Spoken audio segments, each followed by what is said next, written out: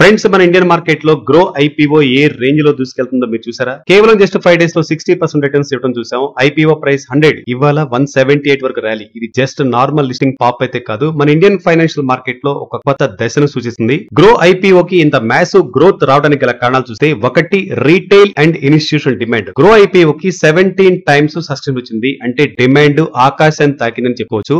Next, digital finance boom. Grow దగ్గర 12.5 million plus active clients ఉన్నారు. అలాగే యాప్ చాలా simple and user friendly, frictionless experience. 3 diversified products. ఇటు IPOs, mutual funds, F and O, loan against shares, insurance, ఇవన్నీ రెవెన్యూని boost చేస్తాయి. 4 positive market sentiment. ఇండియాలో financialisation పెరుగుతుంది. గ్రో బ్రాండ్ రీకాల్ కూడా చాలా స్ట్రాంగ్ గా ఉంది. ఐపీఓ ప్రైస్ 100, లిస్టింగ్ డే 112, అంటే 12% ప్రీమియం. ఈ రోజు అప్పర్ సర్క్యూట్ 178. మార్కెట్ క్యాప్ కూడా 1.1 lakh crore దాటింది. కొన్ని ట్రెడిషనల్ ఫార్మ్స్ యొక్క మార్కెట్ క్యాపిటలైజేషన్ ని దాటేసింది. అనలిస్టులు కొంచెం కన్స్ట్రక్ట్ గా ఉన్నారు, కానీ వాల్యుయేషన్ కొంచెం ఎక్స్పెన్సివ్ జోన్ లో వెళ్ళిందని చెప్పేసి జాగ్రత్త చెప్తున్నారు. జస్ట్ ఇది ఓన్లీ సక్సెస్ఫుల్ ఐపీఓ కాదు, ఇండియన్ ఫిన్టెక్ స్టోరీలో ఒక టర్నింగ్ పాయింట్ అని చెప్పుకోవచ్చు.